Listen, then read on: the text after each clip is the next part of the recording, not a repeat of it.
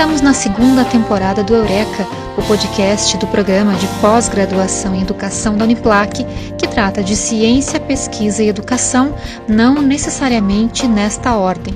Para quem é novo por aqui, sugiro maratonar a nossa primeira temporada. Tem entrevistas incríveis sobre os mais diversos temas. Os 13 episódios estão disponíveis em diversos tocadores, como Spotify e Google Podcast, e também no canal do YouTube da Uniplac. Segue a gente! Este episódio, o segundo de 2021, está sendo gravado pelo Google Meet, eu na minha casa, em Lages, Santa Catarina, e entrevistada em Lyon, na França. Agora são 11 horas e 40 minutos para mim, mas para ela já são 15 horas e 40 minutos. Dessa vez, não vou apresentar a convidada. Quero que ela se apresente aos nossos ouvintes e não se assustem se essa apresentação for cantada. Olá, eu sou a Mariana Roncalli, publicitária, clarinetista, educadora e o que mais me embale.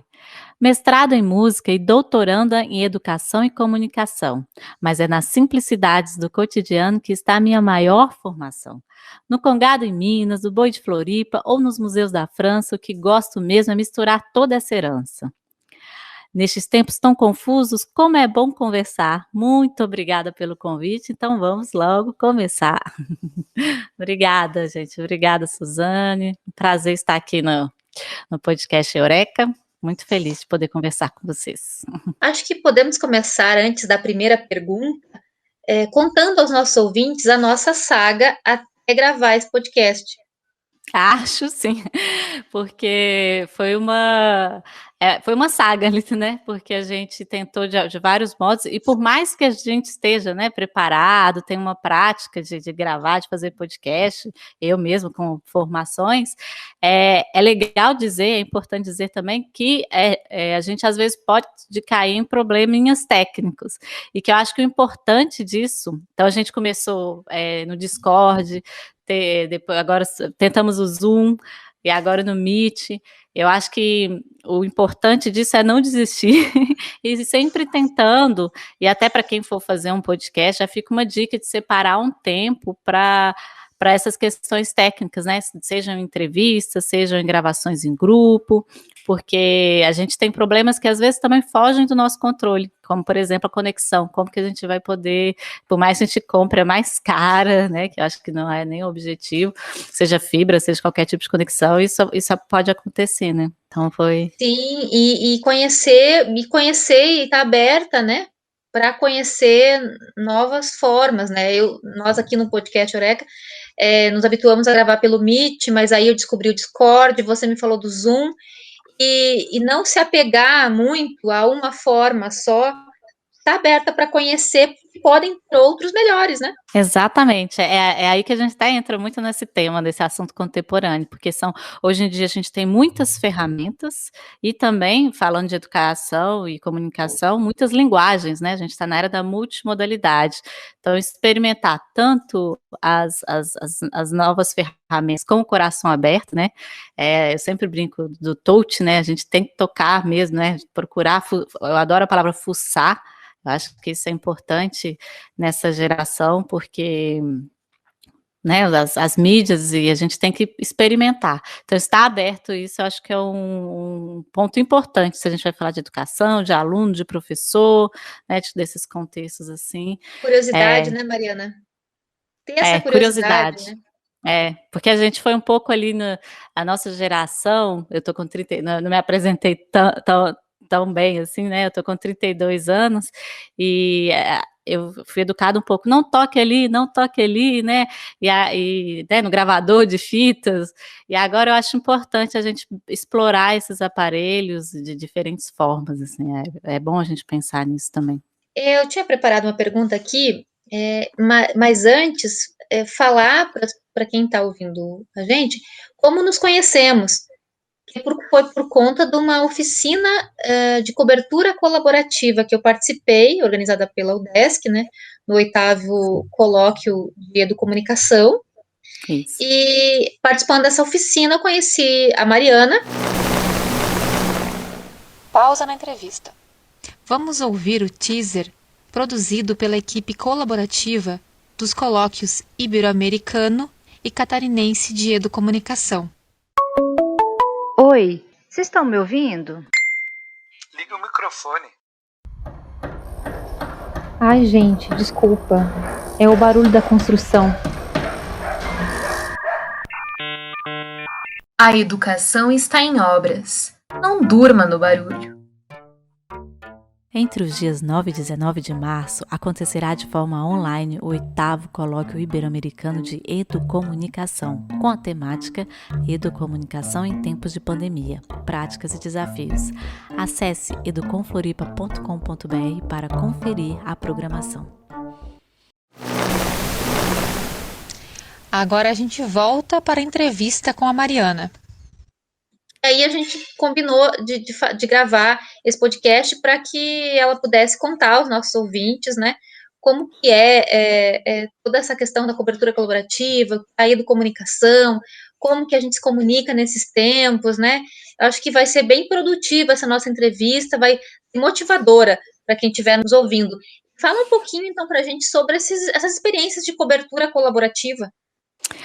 É mais uma temática importante nesse momento, porque eu gosto de pensar, junto com outras pessoas que estão pensando, sobre esse novo ethos, né? O multiletramento fala sobre o novo ethos que surgiu agora. A gente está numa sociedade mais participativa, mais colaborativa, né? Pressupõe também que nós sejamos sujeitos com essas características. Isso com todas essas transformações que a Web 1, 2, 3, 4.0 vem trazendo para a gente. E aí, falar de cobertura colaborativa, experiências colaborativas, tem que voltar nas experiências lá né, ainda no presencial, que são super enriquecedoras. Eu acho que todo mundo, quando vai falar de práticas educomunicativas, ou os mídia educadores, todo mundo tem um brilhozinho nos olhos quando trabalha ou com rádio escolar ou com jornal escolar, é porque realmente a gente vê na prática, né, em cada projeto, assim, a transformação de todo mundo que participa, seja aluno, professor, seja comunidade, sejam pais. Então, pensar nessas práticas hoje em dia, né, essa iniciativa do podcast Eureka, no ensino superior, no ensino básico, no ensino infantil, eu acho que é ir junto com essa nova era que a gente está aí, desde no início dos anos 2000, que vem acentuando de forma até acelerada, né. Então, as práticas colaborativas, a minha experiência maior era ali no presencial, então é até legal falar dos desafios também, o que a gente ainda está no processo reflexível, né? E as práticas colaborativas, ela tem aqui um pressuposto de prática pedagógica, que é o aprender fazendo. Na educomunicação, isso é muito legal, a gente fala muito sobre isso, que é já na prática mesmo. Então, quando a gente traz para um contexto totalmente virtual, eu brinco assim que a gente perde um pouco a questão do dia a dia, que numa prática colaborativa tem aquela dinâmica, então às vezes no corredor a gente conhece melhor a nossa equipe, né? A gente tem mas ganha em outros, né? A gente pode potencializar a comunicação no WhatsApp, a gente pode procurar outras formas de encontrar esses meios, assim. Então, eu estou ainda num momento muito reflexivo em relação às práticas colaborativas estritamente virtuais, que é uma experiência nova para mim. Então, eu participei até dos outros colóquios de educomunicação, atuando, ministrando oficinas de rádio escolar. Então, a gente sempre ali de encontrar a equipe e se conhecer. E aqui agora, nessa versão diferente, que foi onde a gente se conheceu, e foi um momento bem legal, assim, né, de conhecer a turma, a gente associando, né, pela imagem, pelas fotos, pelos áudios, e começar uma produção colaborativa usando dessas potencialidades, né, a gente pode escrever colaborativamente, tem umas ferramentas, né, como para editores para escrever conectados. Então, acho que por aí são caminhos que a gente encontra para perpetuar, para continuar com essas trocas. Eu acho que o importante é tentar ser, né, o mais expressivo, fazer essa negociação, esse campo, esse ambiente, eu acho que é uma coisa importante nessas práticas colaborativas, ou quando você vai trabalhar com essas diferentes mídias na escola, seja jornal, seja rádio, seja uma produção audiovisual. Então, eu acho que a gente encontra vários elementos ali que podem, se a gente foca no que está nos limitando um pouco, a gente perde tantas outras coisas, sabe? Por isso que eu gosto de pontuar alguns desafios que nós estamos tendo, mas eu gosto muito de potencializar o que está dando certo. A reflexão é para corrigir ou para melhorar, né, o trem que está andando. Então, assim, são práticas que não tem como. Eu acho que é o fazendo, colocando a mão na massa e não deixar que a tecnicidade seja maior que o conteúdo. É o que a gente sempre fala também, né? A mensagem, o conteúdo. Agora a gente precisa comunicar, olhar para o outro. É um momento muito de olhar para o outro, né? Estamos dentro de casa. Eu vou falando, né? Qualquer coisa você vai interrompendo, que eu fico falando. Vai falando, Mariana, vai falando. O pessoal da educação gosta de conversar. A gente entrou dentro de casa, né? Mas a gente não pode deixar de querer saber quem é o outro que está do outro lado da tela, quem é o outro que... O meu desafio é esse, é procurar potencializar o diálogo na rede, assim, com as crianças, entre os professores, entre os alunos. Isso é um desafio, assim, eu lembro de um professor aqui de Lyon, Philippe Mérieux, ele falou isso no início desse contexto que a gente está agora. Ele falou assim, tá todo mundo preocupado, né? Claro, é uma ruptura que teve, né?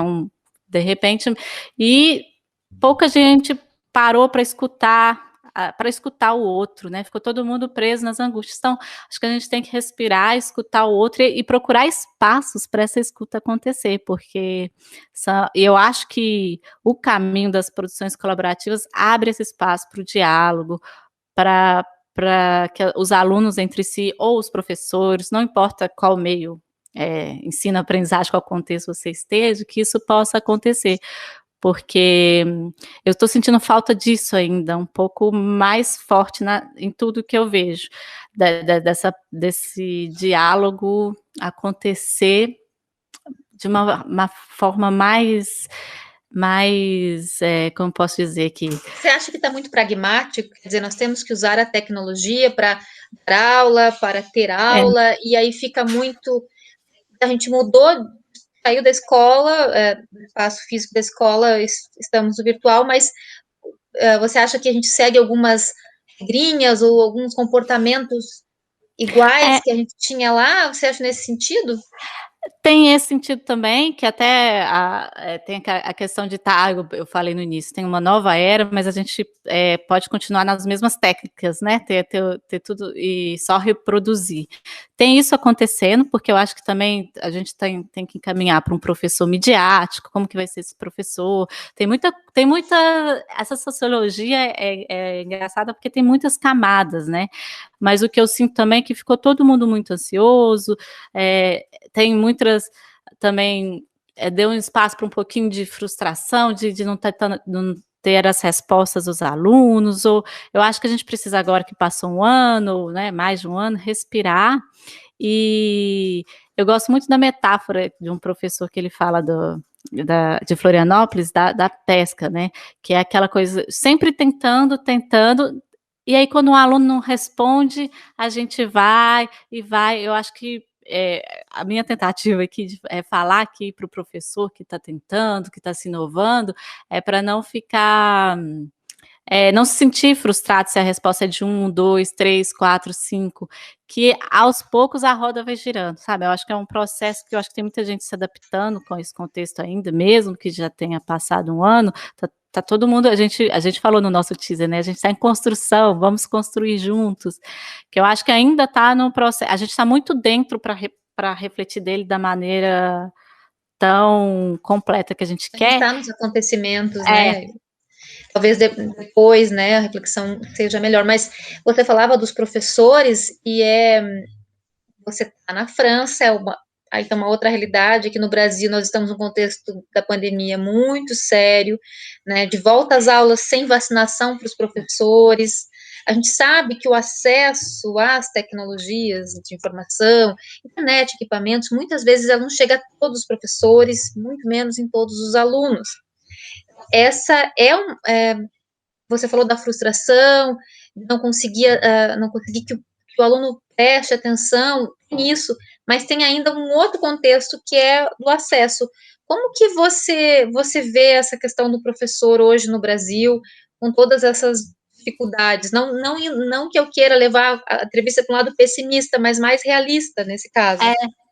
Mas é bom essa reflexão, assim, porque esse problema de desigualdade, ele foi acentuado mesmo. Até aqui eu vejo as discussões aqui também, teve qualquer país, eu acho, nenhum país estava preparado, e a gente viu uma acentuação da desigualdade, né? Isso é um fato, não importa o país ou onde você esteja, né? E aí, o que que fica? É um desafio, mas para mim eu acho que a gente tem que agora dar aquela respirada local, sabe?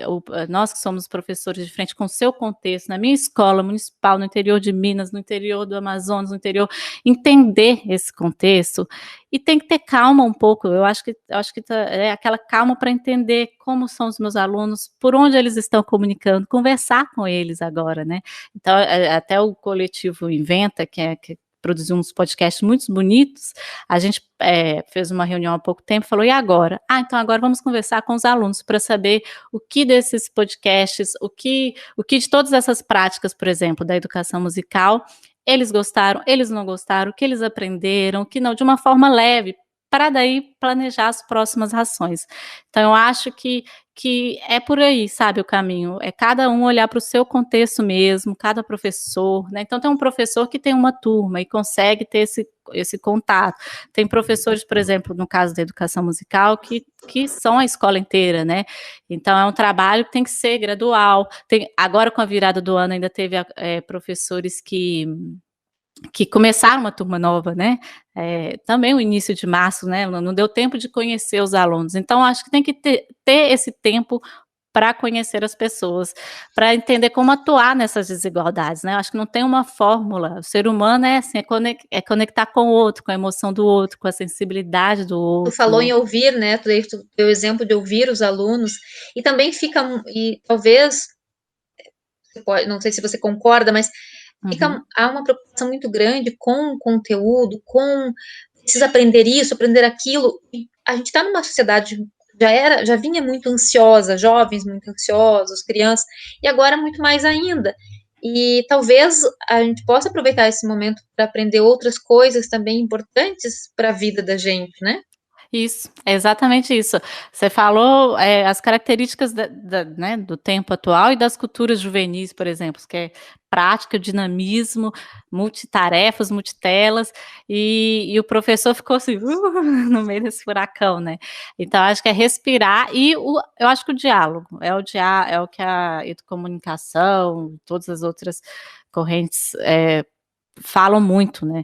Vamos ter o diálogo. É simples, não é, sabe? Então, por isso que eu não falei direito a metáfora, é aquela coisa, o professor tenta, o retorno, aquele retorno que vem é ele que vai te dar um material para você ir conduzindo as suas atividades e por aí você ir ampliando. Eu acho que também a gente tem que tirar aquela nossa carga que a gente vai conseguir resolver todas as nossas dúvidas de uma hora para outra. Então, por isso que o caminho agora defendendo também as questões das multilinguagens é que ela traz também um pouco do lúdico, sabe? Então vamos fazer o rádio aqui, vamos tentar, igual a gente aqui, erramos, né? Erramos assim, o microfone não funcionou, aí o outro é o som, a conexão, e levar isso para leveza. Não, uma hora vai sair, se não sair amanhã, vamos de novo, depois de amanhã de novo. Com mais tranquilidade, né? Eu acho que o professor se cobra muito, né? Ele também recebe muita cobrança da gestão, sociedade, dos alunos, dele próprio, e ele fica no meio desse turbilhão, né? Não é fácil a vida de professor, né? E você falou antes sobre a questão do conteúdo e como aproveitar as ferramentas para produzir bons conteúdos. Existem inúmeros podcasts. A gente tem que escolher que são mais adequados, que têm melhor conteúdo, vai ter muita coisa boa, outras nem tanto, né? E eu queria te contar de uma experiência que está acontecendo no curso de pedagogia da Uniplac, para você comentar. O coordenador do programa do PPG da Uniplac, ele também é professor na pedagogia. E aí ele falou de podcast para as alunas e pediu que elas gravassem áudios curtinhos das brincadeiras de crianças que elas mais gostavam. E a partir disso ele está juntando, vai fazer uma edição, enfim, para que elas possam distribuir pelo WhatsApp mesmo. Como tu falava na oficina, isso não, que áudios no WhatsApp não podem ser podcasts. Maravilhoso, maravilhoso. Ai, isso é lindo, porque olha aí, só nessa atividade, como você trabalha, memória, identidade, interação social pelas redes, é esse tipo de conexão, né? É quando a gente lembra de uma história de infância, joga isso num grupo de família, num grupo de amigos, o tanto de retorno que ele vai ter, e aí a gente amplia, eu fico até emocionada, a gente amplia as redes de interação de forma sensível, né? Trazer o afeto para as redes, esse tipo de atividade que eu acho que tem que acontecer nesse momento. E aí até para falar um pouco de podcast, conceito, né? O podcast ele tem aquele conceito bem fechadinho, estruturado. Precisa de um lugar para juntar, né? Para receber esse podcast e um lugar para espalhar. Estou falando numa linguagem bem simples, né? Para distribuir. Aí esse é o conceito do podcast, porque muita gente me pergunta nas formações, mas se eu mando um áudio no WhatsApp, isso é ou não é podcast? No conceito, não, porque você não organizou um lugarzinho, não criou um episódio. Mas para que a gente vai se fechar em caixinha, em conceito agora, né? Assim, dê o nome que você queira atribuir para a sua atividade e faça, sabe? Eu acho que é importante isso agora, nesse momento. Faça e de procurar as formas mais simples, assim, porque dessa forma a gente consegue ampliar para atingir mais pessoas. E as pílulas por WhatsApp, mesmo antes da pandemia, a gente já colocava, já utilizava, e dá um retorno tão bonito também. Assim, se eu puder dar um conselho, depois procurar um lugar para juntar tudo isso, colocar num blog, num site, essa convergência das mídias. No YouTube é um conselho que eu dou também, porque vira um registro, vira um documento, né? Eu tô querendo ouvir a história desse o resultado, né? As histórias desse exemplo que você deu. Então é sempre bom também procurar um cantinho para colocar tudo, né? Mas é um exemplo lindo. Assim que eu receber, eu mando para você.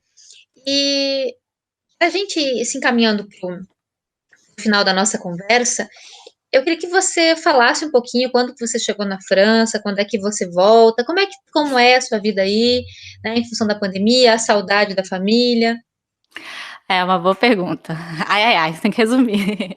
É porque a França é um país que eu sempre admirei muito e aconteceu que eu fui me casar com um francês. E aí, isso já tem uns 7 anos. Mas, na verdade, quem trouxe a gente para cá, porque a gente ficou em Floripa, a gente mora em Floripa, foi eu, porque eu encontrei uma bolsa de mobilidade. Então eu vim primeiro para cá, aí todo mundo falava, vocês são um casal, a brasileira está na França, o francês tá no Brasil, e foi assim durante um período. Então eu consegui uma bolsa de mobilidade doutoral, porque eu acabei não falando, nesse momento eu estou na UFSC fazendo doutorado em educação e comunicação, e consegui essa mobilidade. E uma orientadora que encontrei brasileira também, naquela, né, busca de conhecer todos os departamentos de educação e comunicação, eu adoro ficar procurando. E acabou que uma professora brasileira, a professora Nádia, me recebeu, me acolheu aqui. Então eu vim estudar aqui um projeto chamado Classes Culturais Digitais, que é até para falar um pouco de política pública abrangente, assim, né? Que é um projeto da cidade de Lyon. E ele tem esse objetivo de desenvolver práticas colaborativas em projetos presenciais e virtuais. Então, só para explicar como ele acontece rapidinho, são profissionais, por exemplo, de temáticas diversas, nutrição, cinema, literatura, que organizam projetos educativos e oferecem para as escolas. E aí, a cada temática dessa, 10 escolas podem se inscrever. Eu acompanhei durante um ano a temática do cinema. Então, foram 10 escolas, 10 turmas, né, de 10 escolas diferentes, fazendo um filme, um curta-metragem, né? Eles fizeram um curta de 20 minutos. E tudo isso acontecendo por encontros presenciais e virtuais. Então, eu vim parar na França por causa disso e estou aqui fazendo essa análise desse contexto, está sendo bem enriquecedor, assim, muita coisa bacana. Então, eles têm uma plataforma bem lúdica que faz essa conexão para esse projeto acontecer. E aí estou aqui por isso, assim. Então, agora o meu dia de amanhã já era para a gente estar no Brasil de novo, né? Mas com a pandemia a gente resolveu ficar aqui.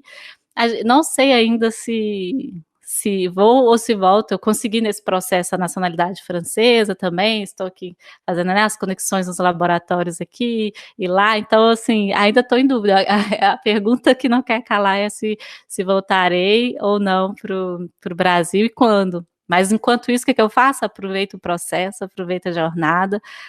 Inclusive, uma coisa só para terminar também, é que a pandemia até me aproximou mais do Brasil, agora com você, as trocas, eu tenho participado de muitos eventos, já é a 3ª ou 4ª formação que eu dou de podcast à distância para brasileiros, né, para o Brasil, então é engraçado isso também, me permitiu poder participar de muita coisa também, online, estar aqui, né, me aproximou mais do meu país estar aqui, é engraçado. Porque os eventos, né, todos os eventos que seriam presenciais mudaram para online, então permite que pessoas de qualquer lugar participem. Eu vejo as bancas de mestrado aqui na Uniplac, são virtuais.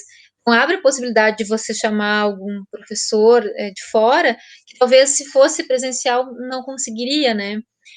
São situações ocasionadas pela pandemia, né?